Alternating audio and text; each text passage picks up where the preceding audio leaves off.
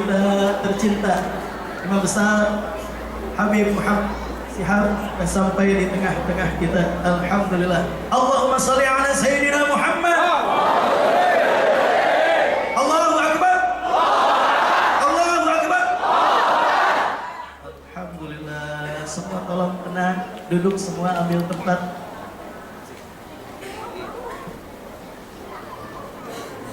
Duduk baik saya.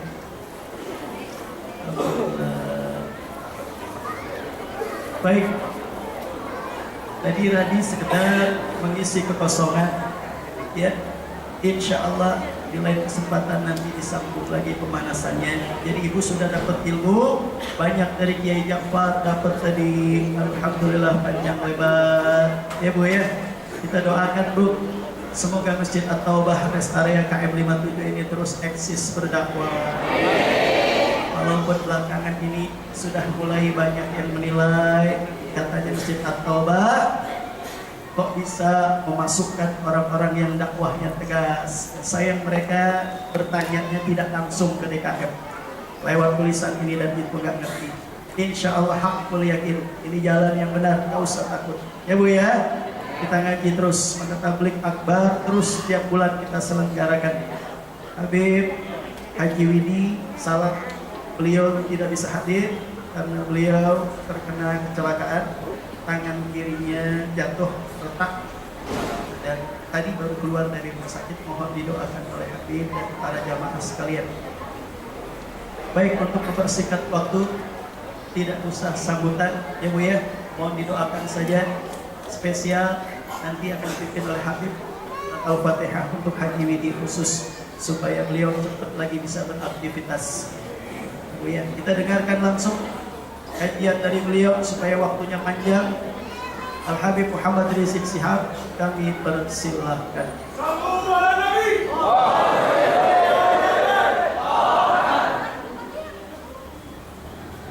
Assalamualaikum warahmatullahi wabarakatuh.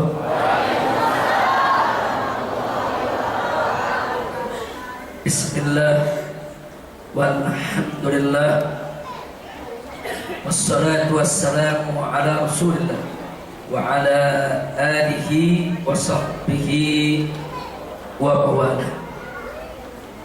Siyadatul habaib asy-syurafa wa sa'adatul ulama al-fudala wa jami'il hadirin wal hadirat al-ahibba'il a'izza rahimakumullah.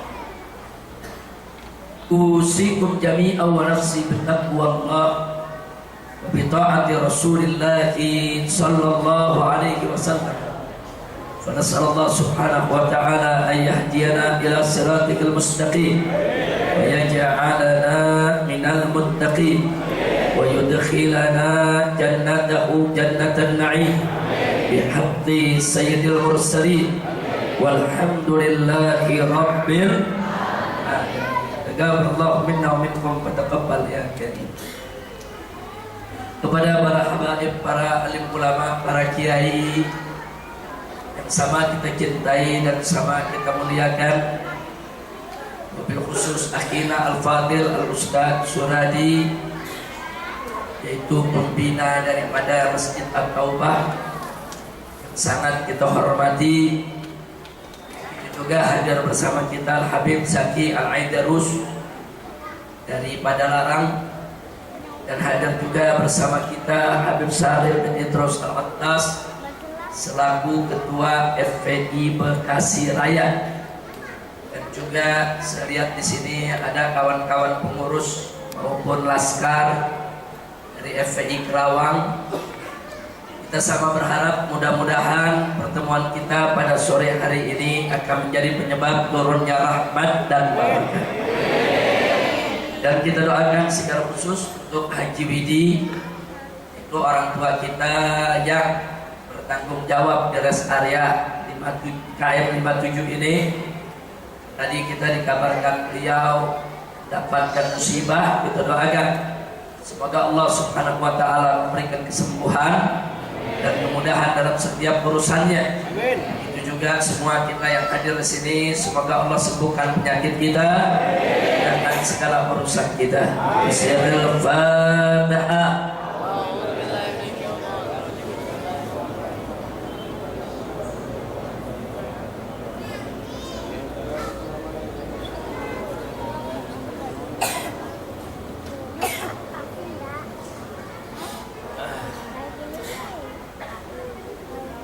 Kaum muslimin dan muslimat rahimakumullah. Saya masih teringat pada 2 bulan yang lalu di majelis rutin kilometer 57 ini kita telah sama membahas tentang radikal dan liberal. Apa yang dimaksud radikalisasi dan liberalisasi, kemudian bagaimana cara kita melakukan deradikalisasi dan deliberalisasi dengan segala macam hujah, argumen, serta aneka kejadian yang sudah kita sampaikan. Nah, pada kesempatan hari ini tadi kita dengar kabar, yaitu dari Ustadz Suradi, mulai ada suara-suara miring yang memprotes, mengkritik tentang Masjid At-Taubah. Katanya Masjid At-Taubah ini banyak undang orang-orang radikal, orang-orang keras. Yang ceramah di sini nanti ada Kiai Kohar, Kiai Sobri, Kiai Awit Masyhuri. Nah, ini orang-orang keras semua, kecuali saya, orang baik. Amin. Ya, masa mau dibilang orang jahat? Alhamdulillah. Jadi itu semua merupakan resiko perjuangan, di mana saat kita menyampaikan yang hak, pasti akan ada orang-orang yang tidak suka. Jangankan kita, Nabi kita tercinta Sayyiduna Muhammad Sallallahu Alaihi Wasallam adalah manusia yang akhlaknya paling mulia, manusia yang sikapnya paling lembut, manusia yang tidak pernah mengganggu orang lain, manusia yang di dalam berucap kata tutur sapanya begitu santun. Tetap beliau dimusuhi, beliau difitnah, beliau dicaci maki, beliau diperangi, bahkan beliau diusir dari kota Mekah, dan berapa banyak pihak yang ingin membunuh beliau, saudara. Nah, jadi pertanyaannya, kenapa Nabi dimusuhi? Apa karena akhlak Nabi tidak baik? Bukan. Kenapa Nabi dimusuhi? Apa karena Nabi mengganggu orang? Bukan. Kenapa Nabi dimusuhi? Apa karena Nabi keras, ekstrem? Tidak. Kenapa Nabi dimusuhi? Karena Nabi menyampaikan yang hak. Kenapa Nabi dimusuhi? Karena Nabi mengajak manusia kepada kalimat La ilaha illallah. Nah, jadi kalau Nabi saja yang begitu mulia, begitu santun, begitu ramah, tidak luput, saudara, dari fitnah, dari caci maki, saudara, dari pemusuhan, dari kebencian, apalagi kita yang banyak kekurangan. Makanya Al-Imam Syafi'i radhiyallahu ta'ala anhu, ketika ada muridnya melapor kepada beliau, kata sang murid, "Tuan guru, ini banyak orang yang bicara begini, bicara begitu tentang Anda. Ini banyak orang yang menjelekkan Anda. Ini banyak orang yang bersuara miring tentang Anda. Bagaimana menurut Anda?" Ini pertanyaan sang murid kepada Imam Syafi'i. Kemudian apa kata Imam Syafi'i, saudara? Imam Syafi'i mengatakan, "Qad qila annallaha dhu waladin wa anna khaira khalqihi qad kahana ma salimallahu min sabbil bariyah wa nabiyul huda fa kaifa ana." Masya Allah. Apa kata Imam Syafi'i? Qad qila annallaha waladin. Kata Imam Syafi'i, jangankan saya, Allah saja yang maha mulia difitnah katanya punya anak. Ada yang mengatakan Allah punya anak? Ayo saya tanya, ada yang mengatakan Allah punya anak? Fitnah bukan? Fitnah bukan? Allah nggak punya anak, dibilang punya anak, itu fitnah paling kejam di dunia itu. Itu fitnah paling dahsyat, saudara. Allah nggak punya anak, difitnah punya anak. Wa anna khaira khalqihi qad kahana. Dan Nabi yang merupakan makhluk Allah yang paling baik difitnah sebagai tukang sihir. Ada yang mengatakan Nabi tukang sihir? Orang kafir mengatakan sahirul majnun. Muhammad itu tukang sihir yang sudah gila katanya. Jadi kata Imam Syafi'i, kalau Allah saja yang maha mulia difitnah, katanya punya anak. Nabi makhluk yang terbaik difitnah, katanya tukang sihir. Masalimallahu min sabbil bariyah. Kalau Allah saja yang maha mulia tidak luput, tidak lolos dari caci makinya manusia. Wa nabiyul huda, begitu juga Nabi Muhammad tidak luput dari caci maki manusia. Fa kaifa ana, bagaimana saya? Subhanallah, kira-kira jelas tidak? Jelas tidak? Dan kalau Allah saja yang maha mulia difitnah, apalagi kita, saudara.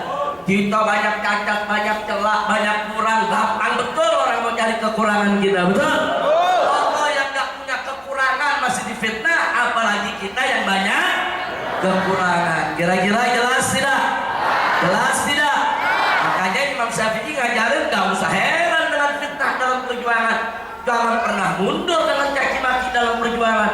Kalau Allah yang maha mulia difitnah, Nabi makhluk yang termulia difitnah, bagaimana kita? Jalan aja udah, kita berangkat terus sampaikan yang hak, walau kana murrah, walaupun pahit rasanya, insya Allah. Nah, kira-kira jelas tidak? Jadi pengajian di Aqabah berhenti apa jalan terus? Nah, berhenti atau jalan terus? Berhenti atau jalan terus?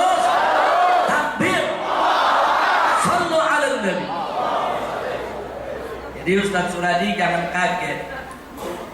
Memang FPI sekarang ini ibarat gadis desa yang jadi rebutan. Alhamdulillah. Oh, bagaimana nggak jadi rebutan? Saya buktikan sudah. Pokoknya kalau ada kejadian yang mengaitkan FPI, beritanya sebulan nggak berhenti. Betul? Betul? Di Medan ada 2 ormas baku hantam, bunuh-bunuhan, bakar-bakaran. Masuk TV sekali selesai, besoknya nggak masuk lagi. Betul? Coba kalau FPI yang ribut, boh. Itu kalau FPI yang benturan itu di Medan, apalagi ada yang mati, ada main bakar-bakaran. Oh, itu beritanya sebulan nggak berhenti. Wah, tiap hari dipantang dari berbagai macam segi. Nanti ada kasih judul FPI bentrok sama warga. Satu lagi judulnya FPI beraksi lagi. Satu lagi judulnya inilah kebrutalan FPI.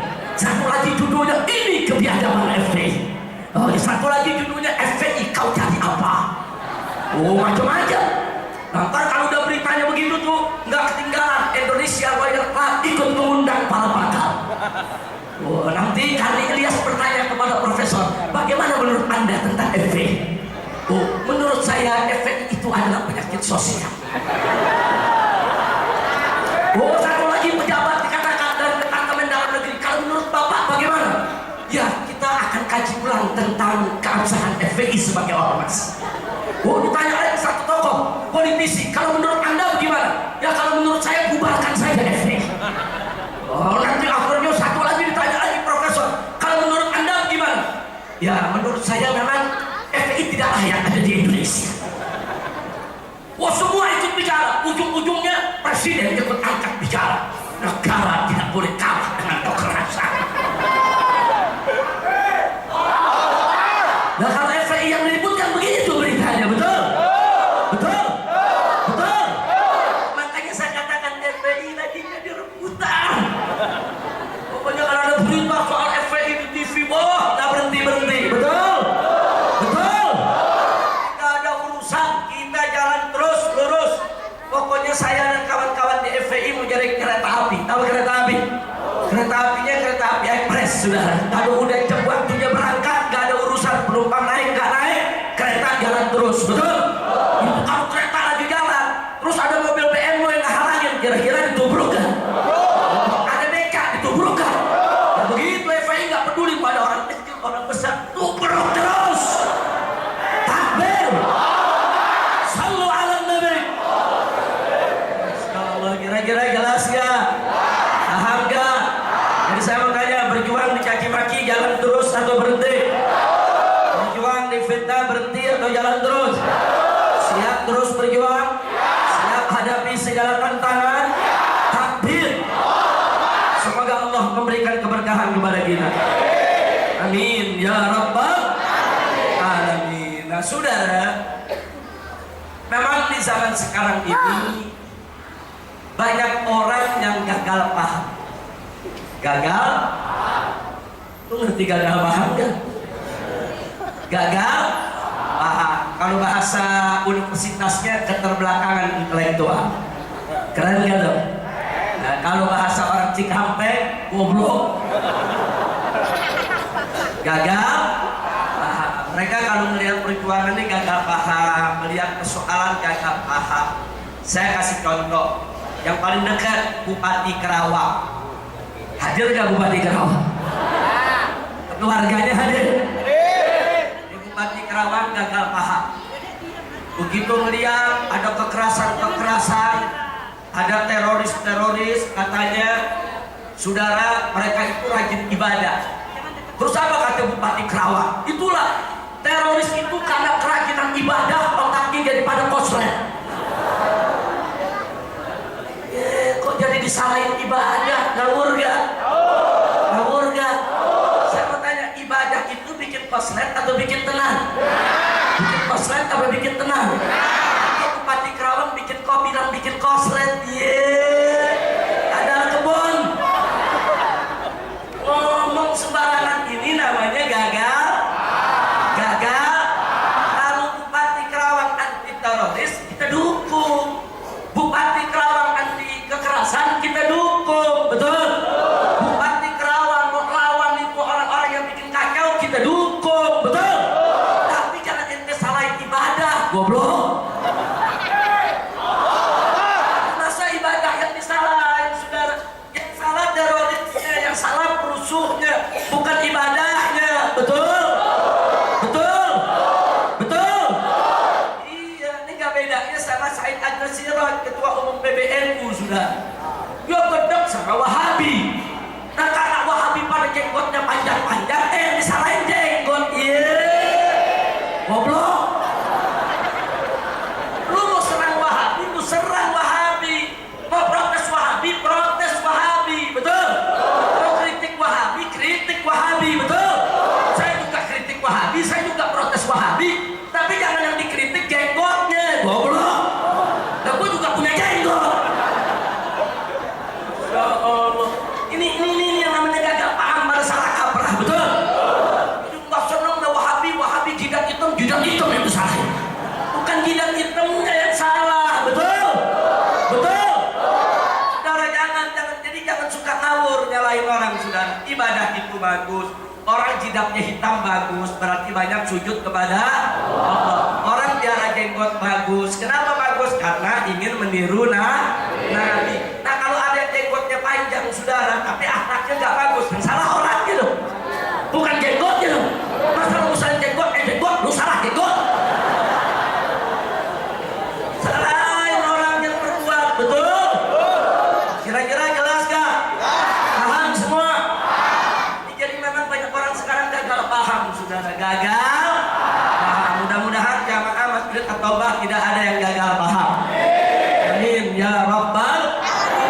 Ada lagi yang gagal paham, saudara.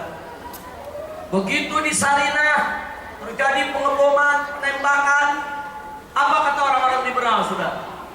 Ini peristiwa ini semua tidak lain dan tidak bukan, ini gara-gara kebanyakan ikut tabligh akbar.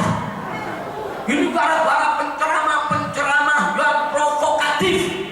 Nah, karena itu mereka mengusulkan kepada presiden supaya presiden mengusulkan ke DPR revisi undang-undang anti terorisme. Harus ditambah satu pasal baru yang bunyi pasalnya adalah, saudara, larangan ceramah provokatif. Ternyata presiden terima itu usul, saudara. Diterima oleh presiden mengajukan ke DPR supaya dibuat undang-undang larangan ceramah provokatif. Itu parameternya apa? Makna provokatif itu apa? Maksud provokatif itu bagaimana? Mesti jelas dong. Kalau nanti provokatif tidak dijelaskan dengan baik, akhirnya setiap aparat keamanan tidak suka dengan ceramah seseorang, dia bisa hentikan dengan alasan ini ceramah provokatif. Betul? Betul? Bahaya tidak? Bahaya tidak? Ini orang liberal muslim presiden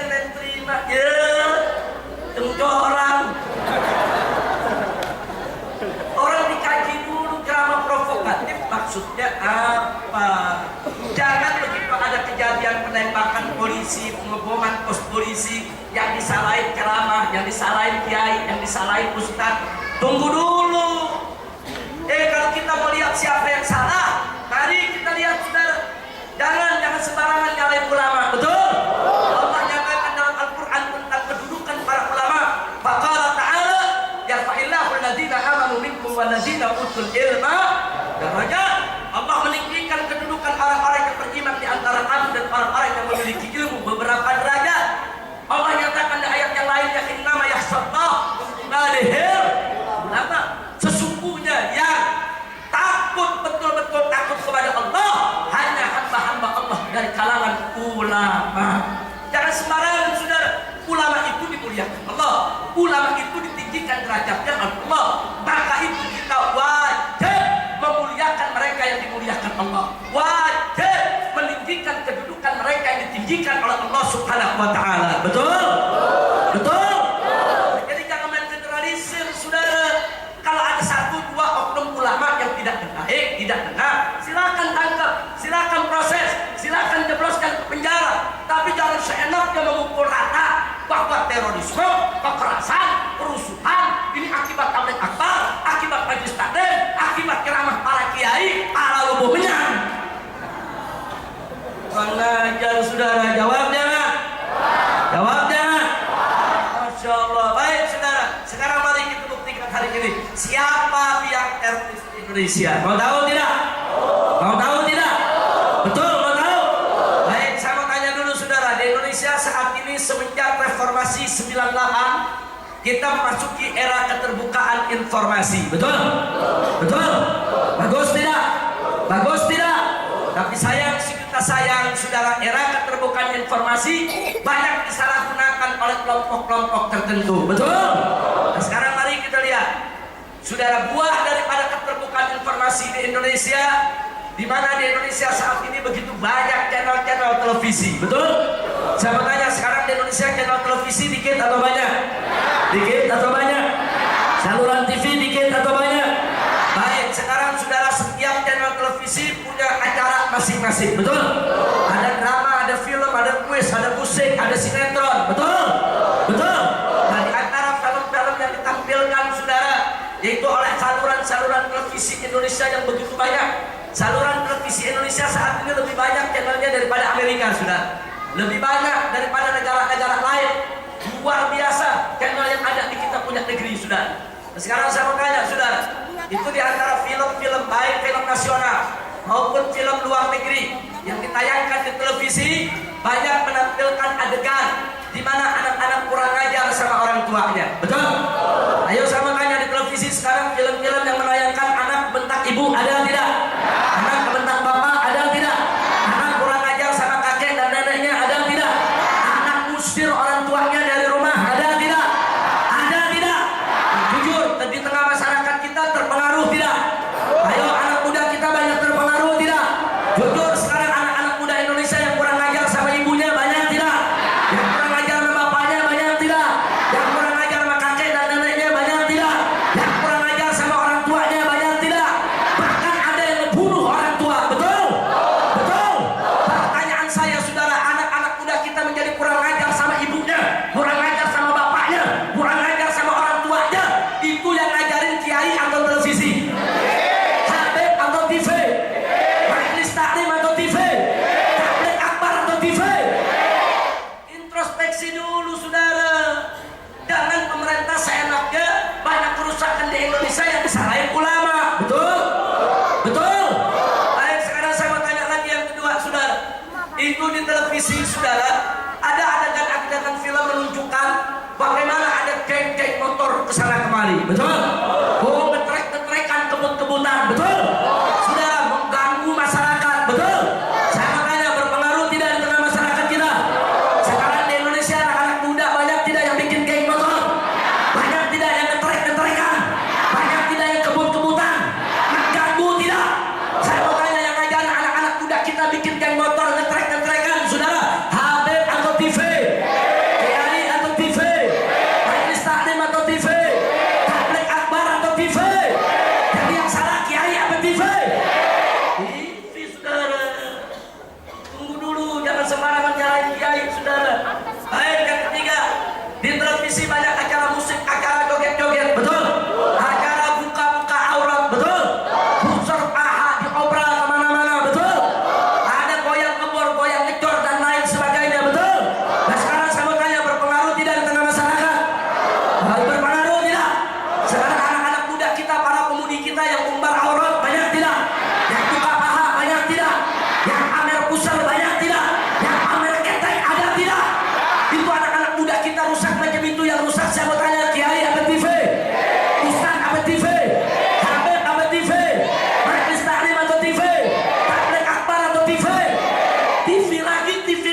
sudah.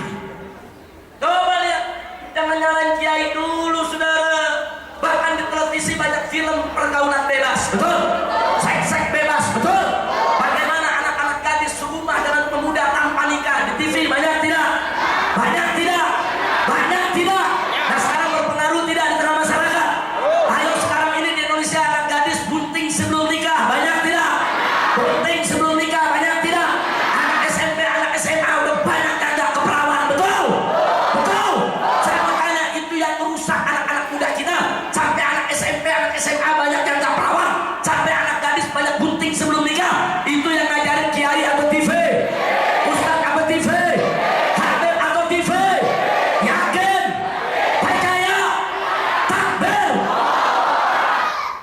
Ya Allah, jadi jangan sembarangan nyalain dia. Ya, kira-kira paham gak? Paham gak? Paham gak? Ada lagi saudara, sekarang di TV bentong laku. Oi, bu, bentong laku. Ayo jujur, TV sekarang bawa acara presenter banyak bencong enggak? Ayo jawab yang kompak, banyak bencong enggak? Banyak bencong enggak? Sampai bintang-bintang film lelaki ikut-ikutan jadi bencong takut gak laku, betul? Betul? Jadi berapa banyak perempuan otot luar biasa di TV, saudara. Apa-apaan? Ngawur tidak? Ayo jujur, banyak tidak? Banyak tidak? Kayak ada ustaz ikut-ikutan jamaah. Ustaz Suradi gitu ya?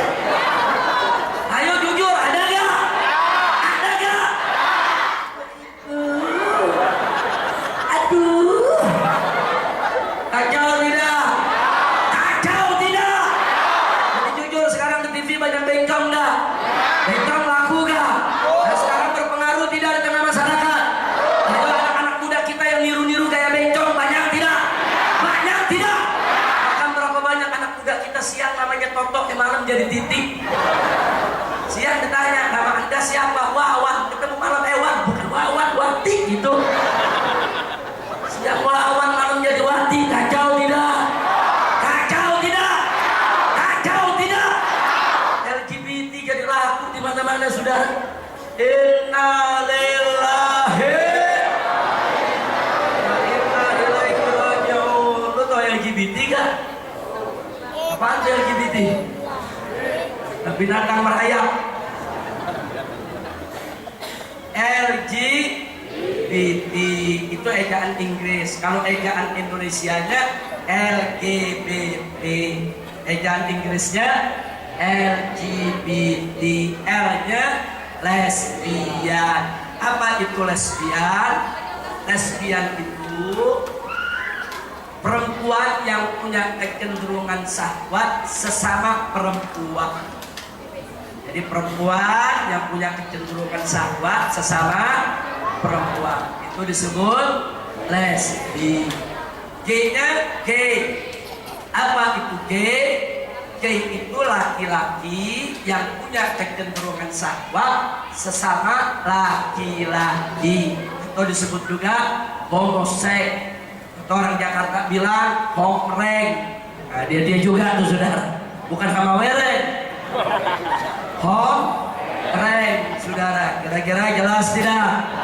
Nah, lalu kalau biseks itu apa? Nah, kalau biseks itu seorang manusia apapun jenis kelaminnya yang punya kecenderungan seksual syahwat kepada dua jenis. Artinya sama laki doyan sama perempuan doyan juga. Jadi kalau ada satu perempuan dia suka laki-laki, tapi dia suka perempuan juga. Atau sebaliknya ada perempuan dia suka laki-laki, bahkan dia bersuami, tapi dia suka juga yang perempuan, saudara. Itu disebut biseks. Jadi ada lesbian, ada gay, ada biseks. Nah, ada transgender. Nah, kalau transgender itu apa? Transgender itu adalah seseorang yang sering mengidentifikasikan diri dengan jenis kelamin yang berbeda. Maksudnya dia perempuan, tapi dia lebih suka mengidentifikasikan diri jadi laki-laki.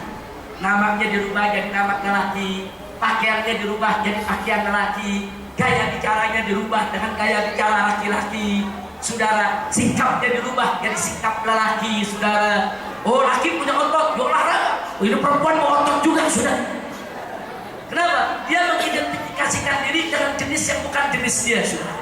Begitu juga sebaliknya, ada laki-laki yang mengidentifikasikan diri dengan jenis kelamin perempuan. Namanya lelaki dirubah jadi nama perempuan.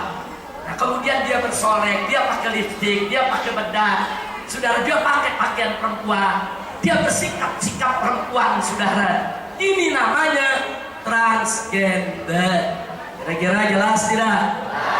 Jadi berarti bencong termasuk transgender, saudara. Laki-laki ngaruh jadi perempuan. Ini yang disebut LGBT.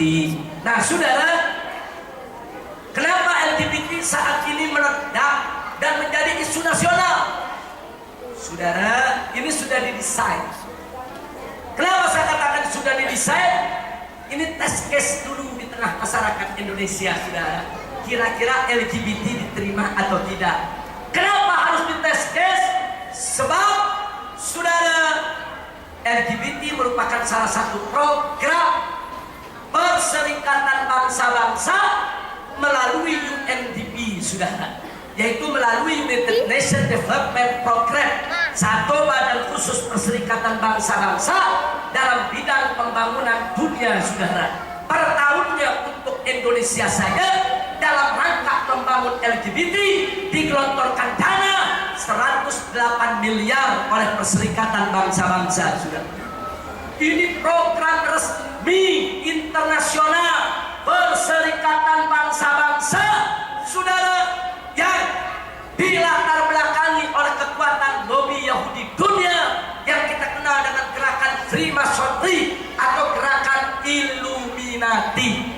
Freemasonry dan Illuminati adalah kelompok gerakan Zionis yang memang ingin mengacak-acak semua ajaran agama. Jadi tujuan mereka bukan hanya merusak Islam, bukan. Mereka hancurkan semua agama. Kristen mereka hancurkan, Buddha mereka hancurkan, Hindu mereka hancurkan, apalagi agama Islam, saudara. Jadi target mereka hancurkan semua agama. Mereka ingin membangun ateisme dunia. Loh, kenapa begitu, saudara? Sebab Yahudi ini beda dengan Kristen dan Islam, saudara. Kalau Islam agama dunia yang memang disebarluaskan untuk mengislamkan seluruh umat manusia, betul?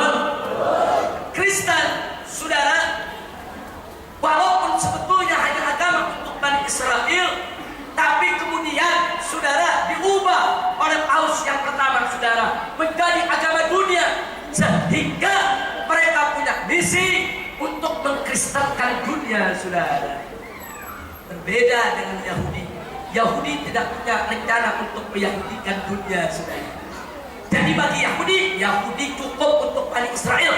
Manusia lain tidak perlu jadi Yahudi, karena manusia selain Bani Israel ini hanya goyum atau ghaib. Ini hanya sejenis binatang yang diciptakan oleh Tuhan untuk melayani Yahudi di seluruh dunia, saudara. Oleh karena itu bagi mereka, manusia-manusia di luar Yahudi, saudara, hancurkan agama mereka, hancurkan keyakinan mereka, supaya mereka bisa menjadi budak-budak Yahudi. Jadi Yahudi tidak punya tujuan untuk meyahudikan dunia, tapi lebih gawat lagi, saudara, untuk menghancurkan keyakinan agama seluruh suku bangsa. Kira-kira jelas tidak? Jelas tidak? Di antaranya ini program LGBT, saudara.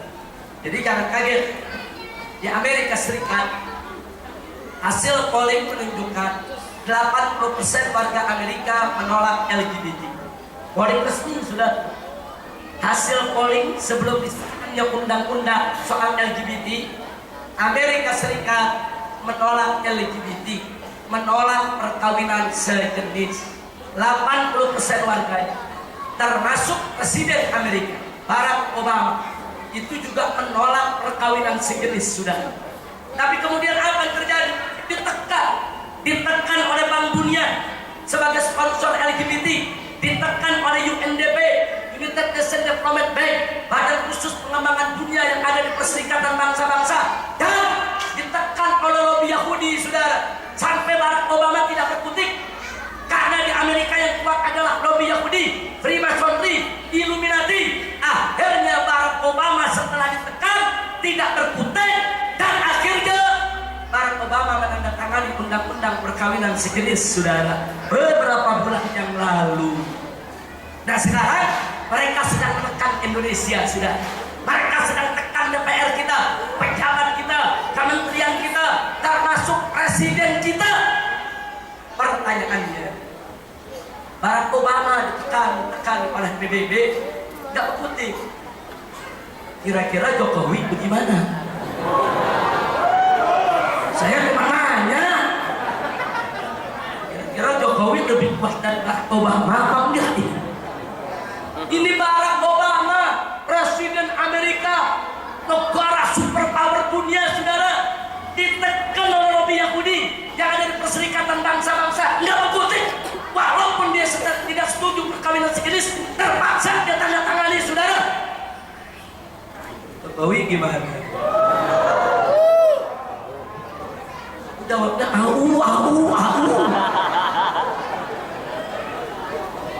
Saudara, saya sampaikan di sini bukan untuk merendahkan Jokowi, bukan. Justru kita wajib membaca kekuatan presiden kita.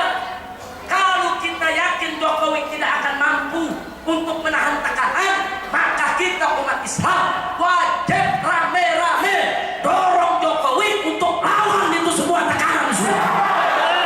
Betul? Takbir! Takbir!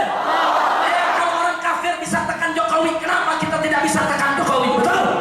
Kalau mereka bisa paksa Jokowi, kenapa kita tidak bisa paksa Jokowi? Betul? Kalau mereka coba-coba mengancam, menekan, memeras Jokowi, kenapa kita juga tidak bisa mengancam, saudara? Betul? Takbir! Itu saya mau tanya, siap dorong Jokowi lawan mereka? Siap dorong Jokowi lawan mereka? Takbir! Saya yakin semua masyarakat umat Islam Indonesia rame-rame mendorong presidennya, mendukung presidennya untuk melawan tekanan LGBT internasional. Insya Allah Jokowi tidak akan pernah kalah ditekan oleh mereka, sudah. Takbir! Takbir! Kita dukung rame-rame. Dukung rame-rame. Sengaja saya pancing Anda begitu, supaya kita tahu bisa menilai presiden kita sendiri, sudah. Bukan untuk menghina Jokowi, bukan. Kalau Barack Obama aja nggak tahan tekanan, apalagi Jokowi akan diandelin, saudara. Tapi saya yakin kalau kita rame-rame sokong, dukung, Bapak Presiden jangan mundur, Bapak Presiden lawan terus, Bapak Presiden, kami umat Islam semua akan mendukung Anda untuk melawan LGBT internasional, betul? Takbir! Siap dorong Jokowi, siap dukung Jokowi untuk hancurkan LGBT. Takbir! Sallu ala Nabi. Sebab hati-hati Pak Bu ya. Ini LGBT ini